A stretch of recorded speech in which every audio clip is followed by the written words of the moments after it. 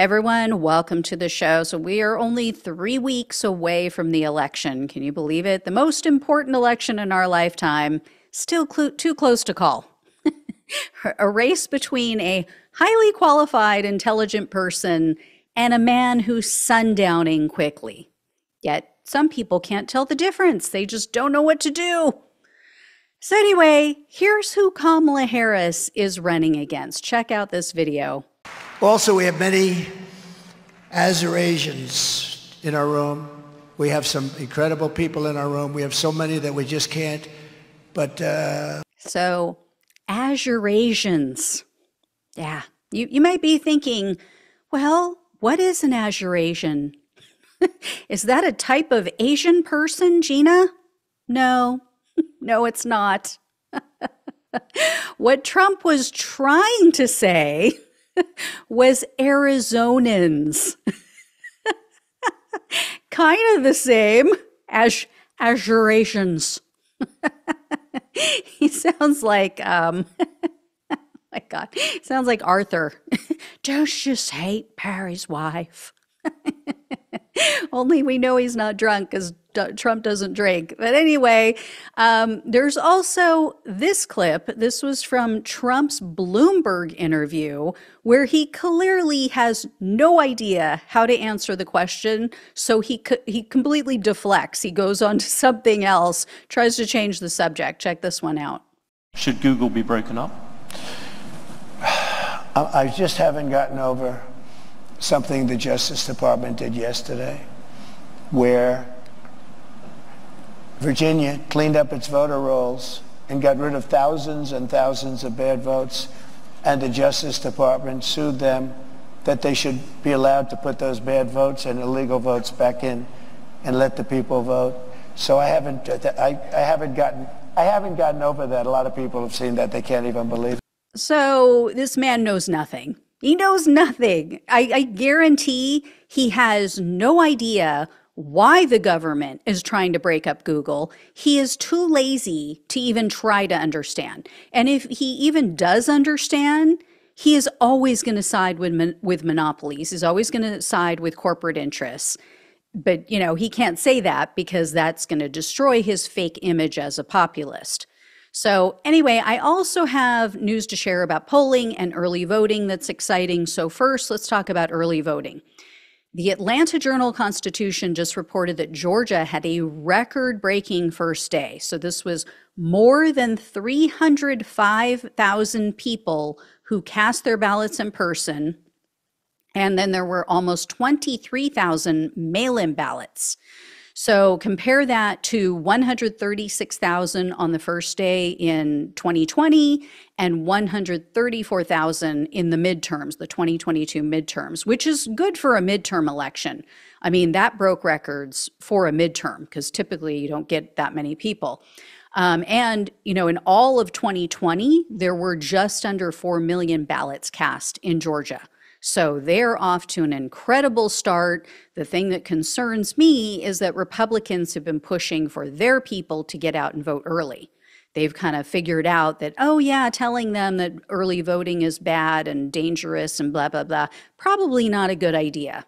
So we'll see. But there was a good sign for Kamala Harris in some of the stats. So 41,000 of those first day votes came from liberal Fulton County. Now, of course, not everyone there is liberal, but it is a very liberal county. And then here's another really interesting detail. Of the more than 328,000 votes that were cast the first day, 46,683 of those people didn't vote in 2020. So this reinforces what I've been saying for several months now, that the polling could be off due to the fact that a lot of these pollsters only survey people who voted in the last couple elections. And here's another good sign for Democrats. Of the votes cast on the first day, women outnumbered men, so by 30,000. If that disparity continues, it could definitely spell some trouble for Republicans because, we've seen the polling gap in all of these polls and how pissed off women are about having their bodies controlled by the government and by their neighbors. And here's what I see as an issue, though. The vast majority of the ballots cast on day one came from seniors 65 and older. Now, unfortunately, that age group has been skewing towards Trump.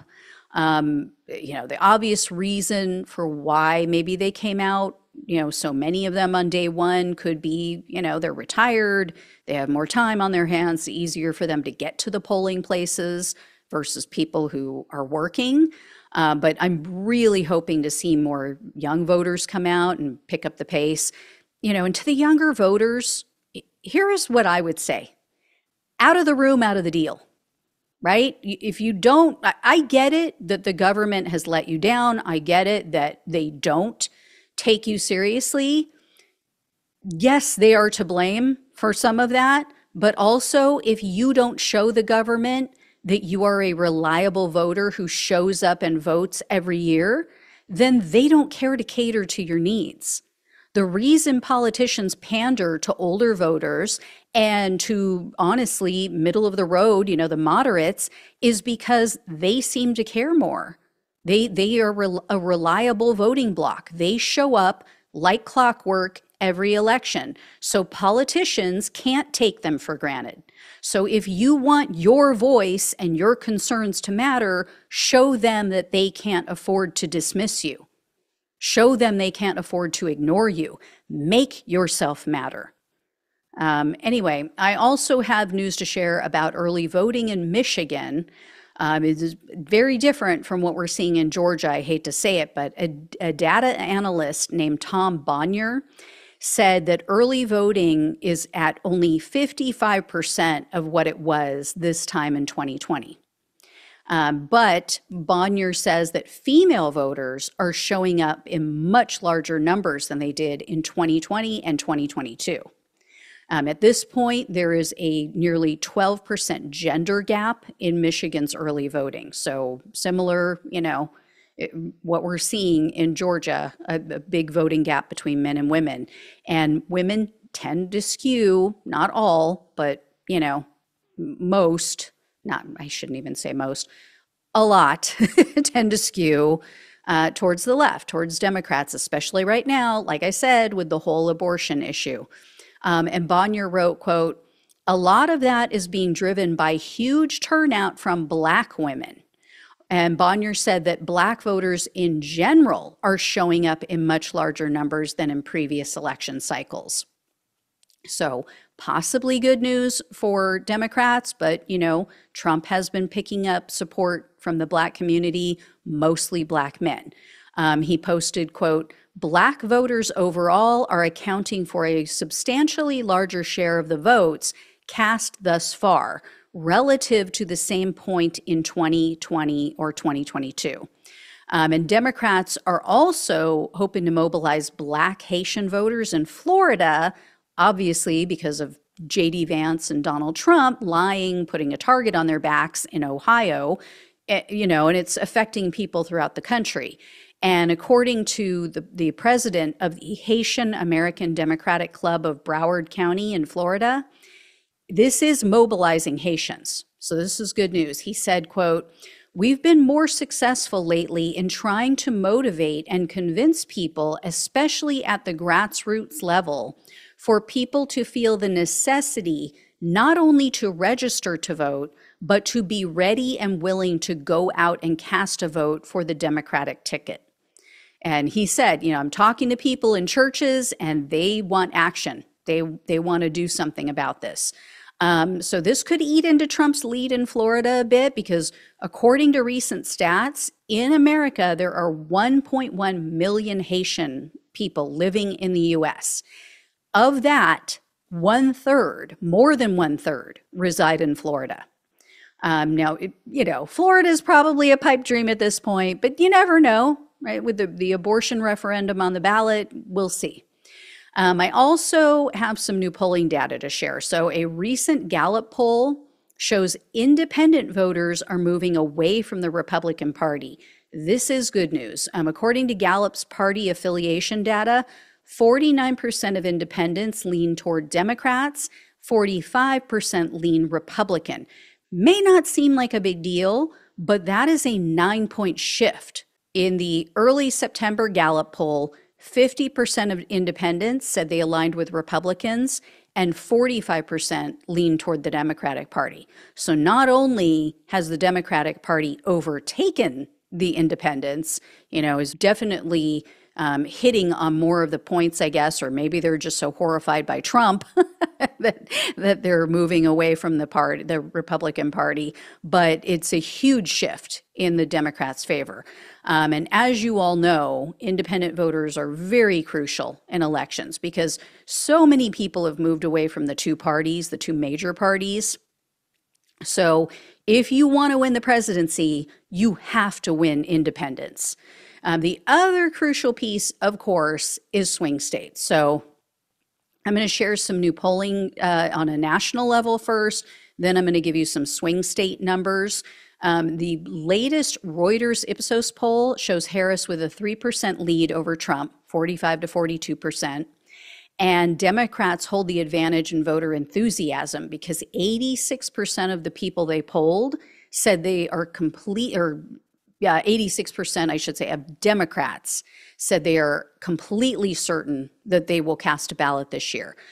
Compare that to only 81% of Republicans who said, yes, I am absolutely for certain going to vote. Also, a new CBS YouGov poll shows Harris with a 3-point lead over Trump, 51 to 48%. That's just outside their margin of error, which is 2.3%. But a Marquette Law School poll shows it a little bit closer, so almost a dead heat. They have Harris at 48 and Trump at 47%. The latest NBC News poll, though, has Trump and Harris tied. That is concerning because Harris had a 5% lead in that same poll back in September. So not good there, but it seems to be a little bit of an outlier. And then an Economist YouGov poll that was released last Thursday shows Harris with a 4% advantage over Trump on it. This is again on a national level, 49 to 45%. In regard to swing state polling, it's also a mixed bag, so too close for comfort. And again, this is the key, right? National numbers are great, but she's really got to win these swing states. So the latest Quinnipiac poll shows Harris leading by 3% in Pennsylvania, but they show Trump is up by 3% in Michigan and he's up by 2% in Wisconsin. On Friday of last week, the Wall Street Journal released their swing state poll. It shows Harris ahead of Trump in Arizona, Michigan, Wisconsin, and Georgia. Trump, though, is winning in Pennsylvania, North Carolina, and Nevada, according to that poll. And a New York Times Siena College poll of Arizona and Pennsylvania, they have Trump up by 5 in Arizona, but they have Harris leading in Pennsylvania by 3 points. Now, she can afford to lose Nevada and Arizona, but she's got to keep the blue wall states. She's got to keep Wisconsin, Michigan, and Pennsylvania, and she's got to pick up North Carolina. It's just, you give and take, but as everyone keeps repeating, Pennsylvania really is the ball game because they have so many electoral college votes, 19 for that one state. So anyway, I will let you all know when I hear more. Not overall the greatest news, but pretty good news. And early voting is looking promising. So I will keep an eye on that. I'll let you guys know when I find out anything more on all of this. Trying to keep it all straight. Thank you all so much for watching and listening. Please like, please share, and subscribe. Please donate if you can. Love you all. Take care. Talk with you soon.